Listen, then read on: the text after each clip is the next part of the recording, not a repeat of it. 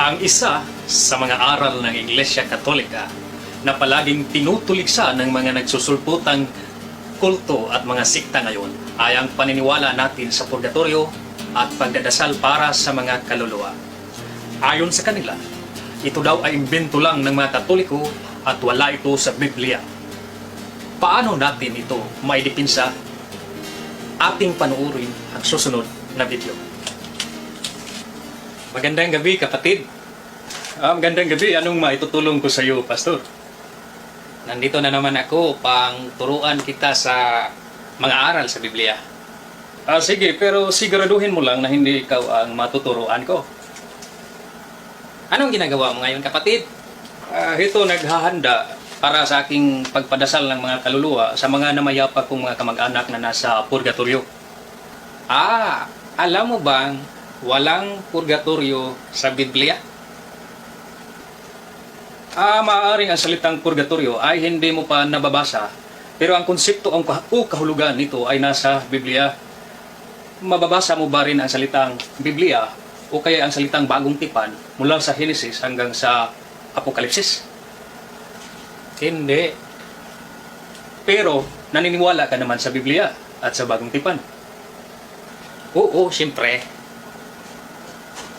Kaya nga, hindi ibig sabihin na hindi mo mababasa ang isang salita diyan sa Biblia ay hindi na tayo agad maniniwala nito. Hindi rin natin mababasa sa Biblia na si Kristo ay umihi o kaya ay naliligo. Pero alam natin ginawa yun ni Kristo. Pero ang Biblia ay nagsabi lamang ng dalawang lugar, langit at saka impyerno. Wala yang pangatlong estado na tinatawag ninyong purgatorio. Meron po. Pinili nyo lang kasi na hindi ito basahin o pansinin. Naniniwala ka ba na bago umakyat si Kristo doon sa langit ay wala pang kahit isa ang nakapunta doon sa langit? Ayon yan sa Juan 3:13. Oo naman. Sa Juan 3:13, ito ang nakasaad. At wala pang umakyat sa langit, kundi ay ang nanggaling sa langit. Sa makatuwid bagay ang anak ng tao na nasa langit. Juan 3:13. Kung wala pang nakapunta sa langit noon, saan inilagay ng Diyos ang mga kaluluwa ng mga propeta at mga banal na tao sa lumang tipan? Siyempre, hindi yon inilagay sa impyerno dahil mga banal nga sila eh. At di rin sila sa langit dahil wala pang nakapunta doon bago pa umakyat si Kristo. Sa makatuwid ay mayroon pang pangatlong estado na hindi langit, hindi rin impyerno, na pinaglalagyan ng kaluluwa ng mga banal sa lumang tipan. Hindi ko alam, at Diyos lang ang nakakaalam kung saan sila nilagay. Kaya nga, halatang di mo alam na may pangatlong estado at ngayon, tuturuan kita diyan. Noong si Kristo ay namatay sa krus, ay bumaba siya doon sa lugar na kung saan may mga nakukulong na mga kaluluwa at doon ay nangaral si Kristo. Diyan mo yan mababasa sa 1 Pedro 3:19. Ang tanong, saang lugar yon? Langit o impyerno?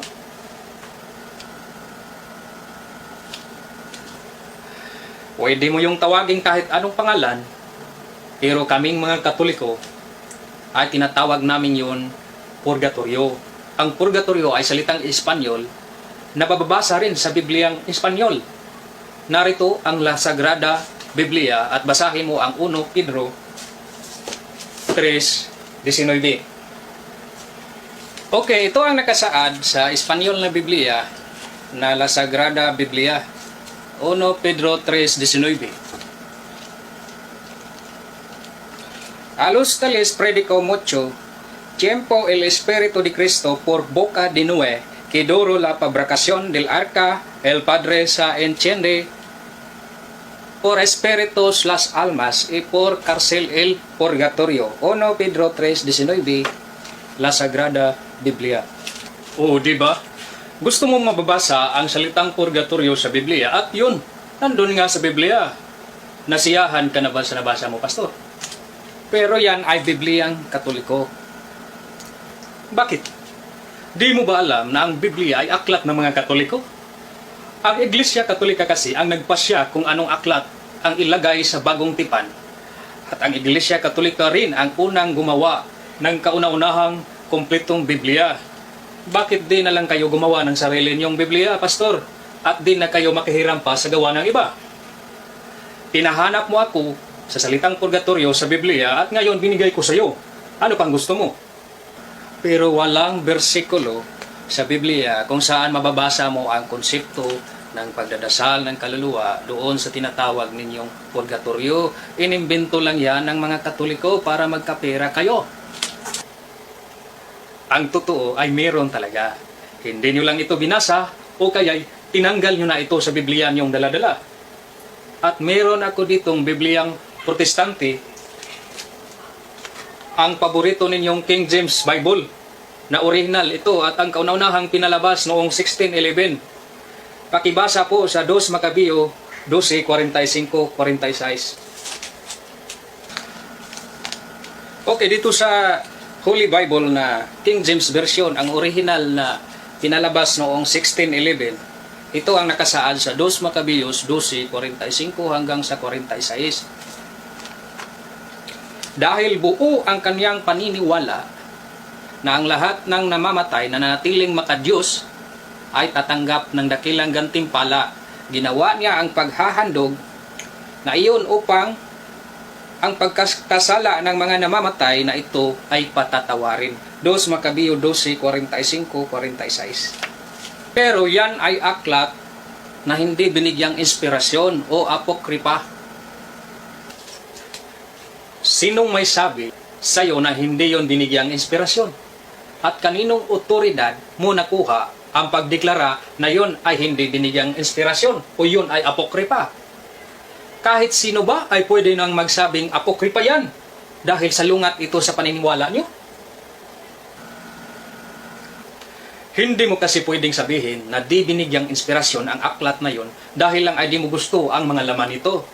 At di mo rin agad punitin ang aklat dahil lang ito ay sumusuporta sa mga aral ng mga Katoliko. Higit sa lahat, wala kayong otoridad na magdeklara kung saang mga aklat ang hindi binigyang inspirasyon. Kaya, kung tinanggap nyo man ang lahat na 27 na aklat ng bagong tipan, na ito ay idiniklara ng Iglesia Katolika bilang binigyang inspirasyon ng mga aklat, ay sana naman tanggapin nyo rin ang Macabeo dahil ito ay diniklara din ng Simbahang Katoliko bilang aklat na binigyang inspirasyon. At kung hindi mo man ito matatanggap bilang parte ng Biblia, ay sana naman tanggapin mo ito bilang aklat ng kasaysayan na naglalahad sa mga pangyayari ng mga Hudiyo sa panahon ng Macabeo. Maimbento bang nauuna kaysa nag-imbento? Pero walang aklat na Macabeo dito sa Biblia ko. Problema mo na yon, Pastor.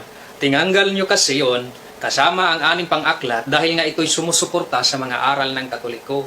Kaya ang Biblia ninyo ay kulang. Kaya kulang din ang mga natutunan nyo, Pastor. Pero si Kristo at kanyang mga apostoles ay di kumuha ng sipi diyan sa Macabeo. Yan po ay baluktot na argumento. Dahil ang walang anumang pamantayan na nagsabi na kung hindi kumuha ng sipi si Kristo at ang mga apostoles niya sa isang aklat, ay di na ito binigyang inspirasyon. Kung totoo man yon, ay itapon nyo na rin ang mga aklat ni Ruth, Ezra, Nehemia, Ecclesiastes at mga awit dahil di rin kinuna ng sipi ni Kristo at kanyang mga apostoles. Ang totoo nga ay nasa aklat ng Macabeo lang mababasa ang piyesta ng Hanukkah kung kailan si Kristo ay sumama sa pagdiriwang nito diyan sa Juan 10:22. At ang salitang Pentecostes ay mababasa mo rin sa Macabeo, pero hindi mo yan mababasa sa alinmang 39 na aklat ng mga Protestante. Ang unang Kristiyanong Biblia na Latina Vulgata ay may Macabeo. Ang pinakamatandang kanon ng lumang tipan sa Septuagint ay may Macabeo. Ang Dead Sea Scrolls na aklat ng mga Hudiyo doon sa Palestina ay may Macabeo. Ang pinakalumang manuscript na Codex Sinaiticus ay may Macabeo. Lahat na Bibliang Katoliko ay may Macabeo. Pero tinanggal ito ng mga bagong nagsusulpotang kulto ngayon, gaya nyo. Pero sa bagong tipan, si Kristo ay binanggit lamang ang langit at impyerno. Walang purgatorio. Bumalik na naman tayo dyan. Ang pagka hindi nga nabanggit ay hindi patunay na hindi yan umiiral. Hindi rin nabanggit sa Biblia ang buhay pagbibinata ni Kristo. Pero alam nating dumaan si Kristo sa pagkabinata. At sa bagong tipan, ang purgatorio ay pinahuwatig sa 1 Corinto 3:15. Pakibasa nga. Sa 1 Corinto 3:15. Kung ang gawa ng sinuman ay masusunog, ay malulugi siya. Ngunit siya, kaniyang sarili, ay maliligtas. Gayon may sa pamamagitan ng apoy. 1 Corinto 3:15. Ang talatang yan ay nagsasalaysay sa araw ng paghukom, kung saan ang gawa ng sinuman ay susunugin, pero maliligtas pa rin. Dahil tayo ay bibigyan ng hukom ayon sa ating mga nagawa. 1 Pedro 1:17. Ito po ay hindi langit, dahil ang langit ay hindi apoy. At hindi rin ito impyerno, dahil doon sa impyerno ay wala ng kaligtasan. Pwede mo yang tawagin kahit anong pangalan, pero kaming mga Katoliko ay tinatawag namin yang purgatorio, na galing sa salitang Latin na purgare, na ibig sabihin ay paglilinis. Pero dyan sa 1 Corinto 3:15 ay hindi binanggit ang salitang purgatorio. Paulit-ulit ko nang sinabi na ang pagka hindi nabanggit ng purgatorio ay hindi patunay na wala ang konsepto o kahulugan nito. Ang Biblia ay nagsasaad na may dalawang klaseng kasalanan, maliit o venial at malaki o mortal. Ayon yan sa 1 Juan 5:16 hanggang sa 17. At ang parusan nito ay naayon sa kung gaano kalaki ang kasalanang nagawa, Mateo 5:22. At ayon sa Biblia, ang Diyos ay patas at mabuting hukom, Salmo 7:11. Kaya hindi niya paparsahan ng malaki ang mga nagkasala ng maliit lang. So ang purgatorio ay ang kasangkapan ng Diyos sa kanyang pagiging patas at mabuting hukom. Dahil nga ang parusa doon sa purgatorio ay katumbas lang sa kung anong kasalanan ang nagawa. Bigyan kita ng isang halimbawa, Pastor. Mayroong isang bata na lalaki na nakapagnakaw ng isang tinapay dahil sa kanyang gutom. Pero pagkatapos niyang kumain ay bigla siyang namatay na hindi nakapaghingi ng tawad sa iyang nagawang kasalanan. At mayroong isang matandang lalaki na nanghalay sa isang dalaga dahil sa kanyang libog. At bigla na ring namatay na hindi nakapaghingi ng tawad sa kanyang nagawang kasalanan. So silang dalawa ngayon ay namatay, dala-dala ang kanilang kasalanan at humarap sa Diyos upang sila'y hatulan. Ngayon ang kaluluwa ng taong nanghalay ay diretso papuntang impyerno, pero ang kaluluwa ng batang lalaki ay di naman karapat-dapat na ipunta doon sa langit, dahil walang sinumang makapasok doon sa langit kahit na may kunting mantsa ng kasalanan.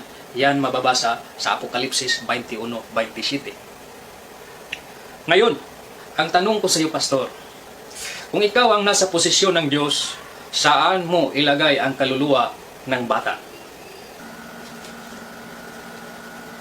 Kung ako ang nasa posisyon ng Diyos, ay paparusahan ko yung bata na ayon lamang sa kaniyang mga nagawang kasalanan.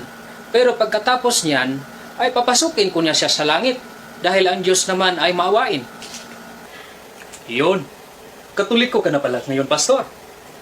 Binigyan lang kita ng pagkakataon na pumalit sa posisyon ng Diyos upang hatulan ang kapalaran ng kaluluwa ng bata. At binigyan mo nga ng makatarungang at patas na pasya. Yan ang ibig sabihin ng purgatorio, na isang estado kung saan lilinisin ang mga maliliit na mansa sa kaluluwa na dala ng kaniyang mga kasalanan habang siya ay nasa lupa pa. Yan ay sa pamagitan ng espiritual na apoy hanggang sa siya ay handa na upang papasukin sa langit. Dahil nga, walang makapasok doon sa langit kahit na may kunting mansa ng kasalanan ang kaniyang kaluluwa. Apokalipsis 21:27. Pero dalawang estado pa rin, langit at impyerno. Tama ka. Meron lang dalawang walang hanggang estado, ang langit at ang impyerno. Dahil ang purgatorio ay isa lang pansamantalang estado. At ang mga kaluluwa sa purgatorio, lahat sila ay papuntang langit pagkatapos na nitong malilinis. Ang purgatorio ay hindi na umiiral hanggang sa ang katapusang kaluluwa ay malilinis na at maipasok na doon sa langit. Medyo gabi na kapatid, aalis na ako, babalik na lang ako dito. Sige, kita tayo sa sunod, Pastor. Ating napanood ang malinaw na pagpapaliwanag sa konsepto ng purgatorio. At klarong hindi ito imbento lang ng mga Katoliko, dahil kahit noong hindi pa dumating si Kristo, ay pinaniniwalaan na ito ng mga Hudyo. Sana ay magamit natin ito para maidipinsa ang ating paniniwalang Katoliko. Huwag kalimutang i-click ang subscribe button para sa apologetic videos natin.